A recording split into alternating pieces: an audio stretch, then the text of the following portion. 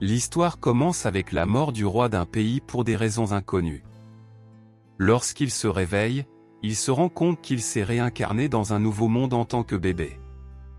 Sa mère s'appelle Alice, une personne gentille et douce. Son père est Reynolds C. est un homme fiable et charismatique malgré ses enfantillages occasionnels.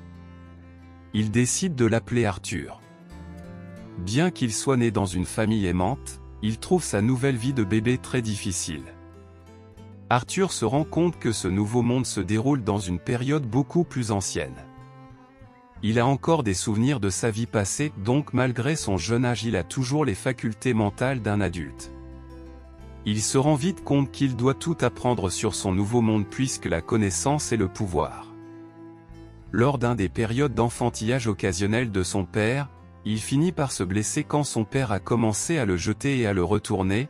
Sa mère est capable de le guérir instantanément en utilisant la magie, faisant comprendre à Arthur qu'il y a plus dans ce nouveau monde qu'il ne le pensait. Initialement dans sa vie précédente, Arthur était un grand roi qui dirigeait des armées et combattait des guerriers de tout à travers le monde, mais dans sa nouvelle vie, son moment le plus fier survient lorsqu'il apprend à ramper. En utilisant cette nouvelle capacité, il se faufile hors de la pièce. Tous les soirs après que sa mère le mette au lit, il rampe jusqu'à la bibliothèque en utilisant son petit corps. Pour en savoir plus sur ce monde, il apprend que le continent dans lequel il est né est composé de 3 royaumes. Il y a Eleanor, le royaume dans la forêt profonde où vivent les elfes, le royaume nain souterrain et le royaume humain, qui est connu comme étant le plus peuplé. Arthur découvre que ce monde aussi a un système de monarchie, mais la royauté est transmise plutôt que gagnée, comme dans son monde précédent. Ce monde est également très peu développé par rapport au précédent, mais cela est dû à la magie. Il est familier avec le ki, qui était utilisé dans son monde précédent pour renforcer son corps et ses armes. Ce monde a une force similaire appelée mana, contrairement au ki, qui était présent à l'intérieur du corps d'une personne. Le mana existe partout dans les environs et est également très rare, car seulement une personne sur 100 le possède. Il peut être utilisé de nombreuses façons, mais les deux plus courantes sont l'augmentation et la conjuration. L'augmentation est utilisée pour améliorer le corps afin d'avoir une plus grande force de défense et d'agilité, mais cela limite la portée de l'utilisateur. La conjuration, d'autre part, est utilisée pour émettre du mana vers le monde extérieur, mais pour ce faire, un lanceur de sorts devra rassembler le mana de l'environnement et de l'intérieur de leur noyau. Alice appartient à une classe appelée déviante. Ils sont un type rare de mages qui peuvent utiliser le mana réparateur selon les livres de la bibliothèque. Un enfant manifeste son noyau de mana du début de l'adolescence jusqu'à la fin de son adolescence. Cela lui semble étrangement familier à un centre clé dans sa vie antérieure.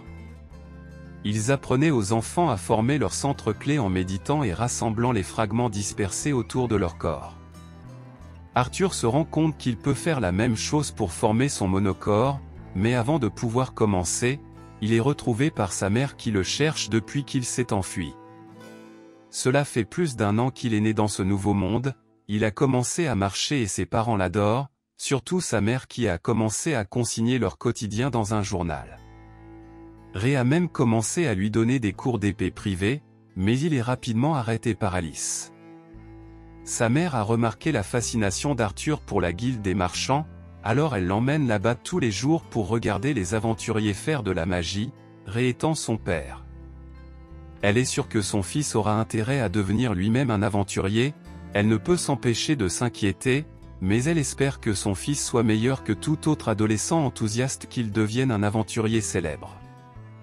Elle a également remarqué l'habitude de son fils de se faufiler dans la bibliothèque tous les soirs. 2 années se sont écoulées depuis qu'Arthur est arrivé dans ce monde. Il part vers la bibliothèque et continue son voyage pour en apprendre davantage sur ce monde. Il observe son père alors qu'il pratique sa magie. Après avoir chanté un sort pendant près de 3 minutes, les rochers autour de lui commencent à bouger. La curiosité d'Arthur grandit alors qu'il se demande quel genre de sort il s'agit. À sa grande déception, son père arrive à peine à jeter les rochers d'une petite distance, mais il faut s'y attendre car Ré est un augmentateur.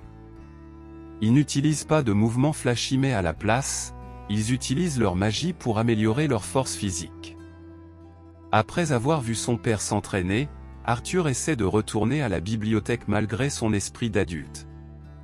Il est encore un enfant car même la courte distance entre la chaise et le sol semble lui faire peur alors qu'il lutte pour la franchir.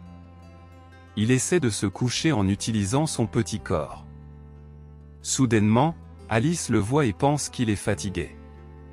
Elle essaie de l'emmener dans sa chambre pour faire une sieste, mais Arthur insiste pour aller à la bibliothèque malgré le refus d'Alice. Il a appris comment obtenir ce qu'il veut en utilisant son joli visage innocent. Il supplie sa mère de l'emmener à la bibliothèque. Incapable de résister au pouvoir de son joli visage, elle cède et accepte de l'emmener à la bibliothèque, malgré l'embarras. Arthur sait qu'un guerrier doit utiliser toutes les armes de son arsenal. Alors qu'il continue ses études, Alice entend un grand bruit venant de l'extérieur. Elle sait instantanément que c'est l'une des pitreries de Ray. Elle sort pour vérifier. Arthur, une fois de plus, commence sa méditation pour former un monocorps. Il fait cela depuis 2 ans en secret, déplaçant lentement les dizaines de milliers de fragments dans tout son corps pour former un noyau unique. Il comprend maintenant pourquoi il faudrait attendre l'adolescence pour former le noyau naturellement. À l'extérieur, Alice trouve la source du son. Il semble que Ray ait abattu un autre arbre en s'entraînant. Juste quand Arthur fait bouger les 2 dernières pièces à l'intérieur de son corps, les 2 parents voient une énorme explosion à l'intérieur de leur maison. Ray attrape instantanément Alice et utilise son corps pour la protéger de l'explosion, craignant pour la vie de son fils. Ray se précipite rapidement à l'intérieur de la maison détruite pour chercher Arthur. En entrant, ce qu'il voit le laisse choqué. Au lieu d'être blessé, Arthur va parfaitement bien tout en flottant dans les airs dans un état méditatif. Ses parents se rendent compte que cela ne peut signifier qu'une chose, Arthur a déjà manifesté son mana. Il ne pourrait pas être plus heureux, alors que ces 2 années de dur labeur ont finalement payé. Mais il semble qu'il n'ait pas réalisé tous les dégâts qu'il a causés lors de sa méditation. Une autre année s'écoule après qu'il ait formé son monocorps. Pendant que sa mère lui apprend à lire et à écrire, Arthur apprend les bases de la monomanipulation et de l'augmentation de son père. Puisque son corps était encore trop petit pour se battre, il n'a fait qu'un entraînement de base avec Ray au début. Peu de temps après, son père a décidé de pratiquer un entraînement avec Arthur en utilisant des épées en bois. Les instructions de Ray sont généralement trop abstraites pour un enfant normal de 4 ans, mais Arthur les comprend et les exécute sans trop de problèmes. Même s'il n'a que 4 ans, il est devenu beaucoup plus fort que Ray ne le prévoyait. Arthur médite quotidiennement pour augmenter sa force dans ce monde, chacun est déterminé par la couleur de son monocéure. Un monocéure commence en noir à cause du sang et d'autres impuretés. Au fil du temps, le noyau devient plus pur et ainsi l'utilisateur devient plus fort. Le monocorps a cette couleur, le noir qui est moins pur que le rouge, l'orange, le jaune, l'argent et enfin le blanc qui est le plus pur. Chaque étape a également 3 nuances qui vont du foncé au solide. Plus l'ombre est claire, plus le corps est solide. Arthur est à nouveau interrompu alors qu'il est appelé pour le dîner par Alice à la table du dîner. Ray fait une suggestion, voyant à quelle vitesse Arthur se développe, il pense qu'il est temps qu'ils obtiennent un véritable mentor. La discussion s'échauffe et ils acceptent finalement de laisser Arthur décider ce qu'il veut faire. Il leur dit que peut-être ils pourront tous déménager dans cette ville de cette façon, il n'aura pas à être seul. Ses parents éclatent de rire en réalisant que c'était une solution tellement évidente. Avec tout le monde maintenant d'accord, la famille décide de déménager à Xyrus pour trouver un mentor pour Arthur.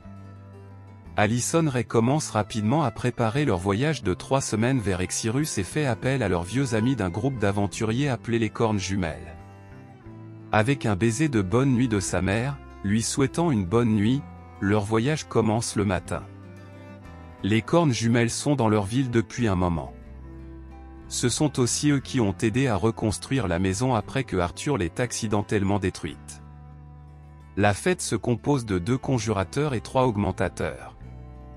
Arthur est ravi de pouvoir enfin quitter cette petite ville et de voir le monde réel. Le matin, la famille rencontre le groupe d'aventuriers.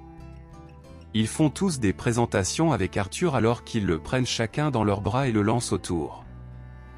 D'abord, il y a Adam Sinch, un augmentateur spécialisé dans la lance. Ensuite, il y a une belle femme nommée Angela Rose. Elle est une conjuratrice qui utilise la magie du vent. Ensuite, vient le gentil géant du groupe nommé Durden Walker.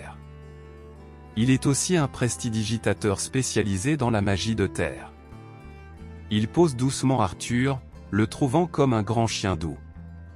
Ensuite, il y a une mystérieuse fille pâle et mystérieuse, d'après son apparence, on pourrait supposer qu'elle est un assassin.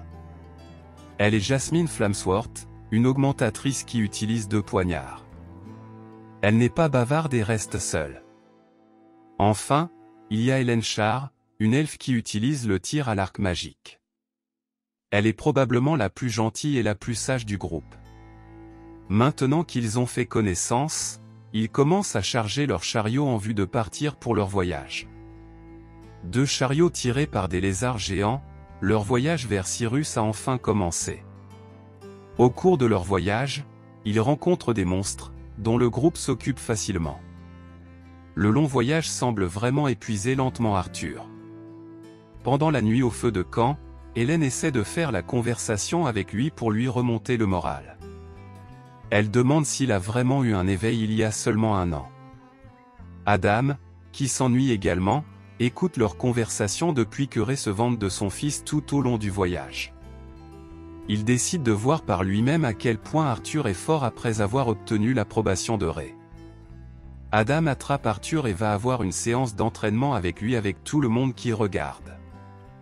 Il a l'impression qu'il n'a pas d'autre choix que de se battre après avoir utilisé sa magie pour s'améliorer. Arthur se précipite vers Adam, tenant son bois et sa lame. Cela ne fonctionne évidemment pas contre l'aventurier expérimenté qui pare facilement l'épée d'Arthur en utilisant sa lance. Mais Arthur n'abandonne pas et lui donne une autre attaque après avoir esquivé son attaque. Adam essaie de le contrer mais Arthur utilise sa vitesse pour l'esquiver. Il essaie de tacler Adam mais à cause de son petit corps cela ne semble pas avoir beaucoup d'impact. Une fois de plus, Adam le contre avec un coup de pied mais il est incapable de le frapper. Adam décide de se battre plus sérieusement et utilise sa magie pour envoyer Arthur voler juste avant qu'il continue son attaque. Il est arrêté par Durden qui le gifle sur la tête. Adam est tellement impressionné par Arthur qu'il croit qu'il n'y a aucune chance qu'il n'ait pas reçu d'entraînement au combat. Même Ray est surpris de le voir utiliser des mouvements qu'il n'a pas utilisés au ancien entraînement. « Je ne lui ai rien appris », dit son père. Arthur essaie de l'effacer en disant qu'il l'a appris en le lisant dans des livres. Même Jasmine, habituellement calme, veut apprendre ces techniques de mouvement. Arthur est maintenant le mentor du groupe d'aventuriers au lieu de l'inverse. Plusieurs jours se sont écoulés depuis que le groupe a commencé son voyage vers Exirus. Ils se sont arrêtés au bord d'un lac pour prendre un bain et se détendre pendant que leur voyage continue. Les aventures continuent également leur formation avec Adam, Hélène et Ray, qui font des progrès décents. Jasmine a même pu apprendre quelques techniques artistiques. Après la courte pause, le groupe continue son voyage. Arthur remarque que sa mère semble être malade, mais Alice lui assure qu'elle va bien. Il se retrouve également traqué par Jasmine après l'avoir aidé à apprendre de nouvelles techniques. Elle veut continuer leur formation. Le voyage s'arrête brusquement alors qu'ils sont soudainement attaqués par des bandits. Les bandits tirent sur le carrosse avec des flèches. Alice essaie de protéger Arthur en le protégeant. Heureusement, Angela parvient à protéger presque tout le monde en utilisant sa magie de vent. Mais elle n'a pas réussi à protéger tout le monde, étant frappée à la jambe avec une flèche. Mais elle ne laisse pas la blessure la ralentir alors qu'elle brise la flèche et se prépare à riposter. Les bandits avaient prévu une embuscade et le groupe se retrouve complètement encerclé. Leur chef ordonne aux bandits de tuer tout le monde, sauf les femmes et les enfants qu'ils envisagent de vendre pour de l'argent. Arthur se prépare à se battre et il est sur le point de sortir son couteau. Alice remarque la colère de son fils et le serre rapidement dans ses bras, lui disant que tout va bien car elle est là pour lui, le calmant. Les bandits continuent leur attaque implacable pendant que les cornes jumelles avec Ray tentent de les combattre tout en protégeant les chariots. Angela protège à nouveau Alice et Arthur des flèches en utilisant sa magie de vent. Le rayon magique se déchaîne en éliminant plusieurs bandits en succession rapide, soutenu par Hélène qui utilise ses compétences de tir à l'arc pour les protéger. Jasmine et Adam se lancent également dans une frénésie meurtrière en utilisant des attaques puissantes pour éliminer de nombreux bandits. Jasmine trouve son adversaire lorsqu'elle rencontre un voleur utilisant un long wipe. Arthur observe son combat et réalise rapidement son désavantage par rapport à la portée de son adversaire. Soudainement, Ray est envoyé voler dans le chariot, le détruisant complètement. Il semble être le chef du bandit car il s'est avéré trop fort pour lui. Arthur dit rapidement à sa mère de guérir Ray.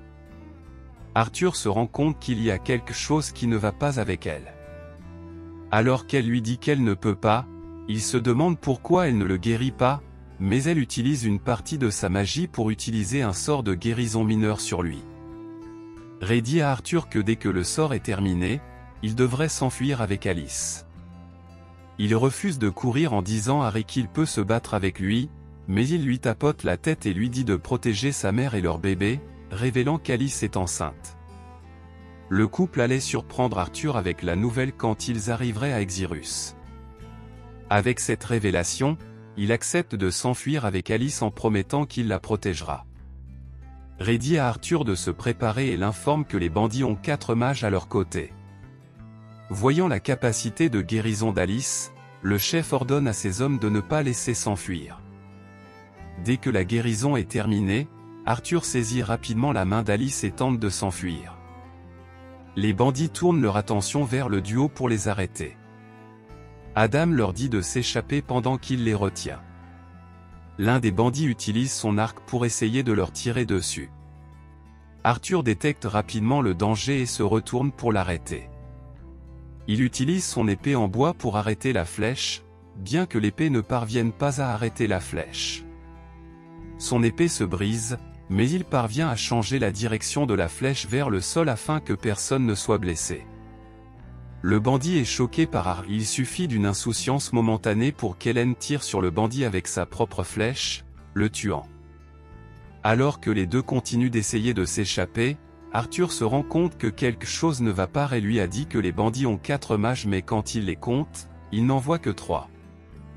Le chef crie soudainement pour que quelqu'un tue le couple afin qu'il ne s'échappe pas. C'est le 4e mage. Il utilise la magie de l'eau pour former une grosse bulle d'eau tourbillonnante et la jette sur eux. Arthur sait que même s'il l'esquive, sa mère sera touchée. Ne voyant qu'un seul moyen de la protéger, il la pousse hors du chemin. Il est frappé par la magie de l'eau et est poussé hors de la falaise, voulant emmener le mage avec lui.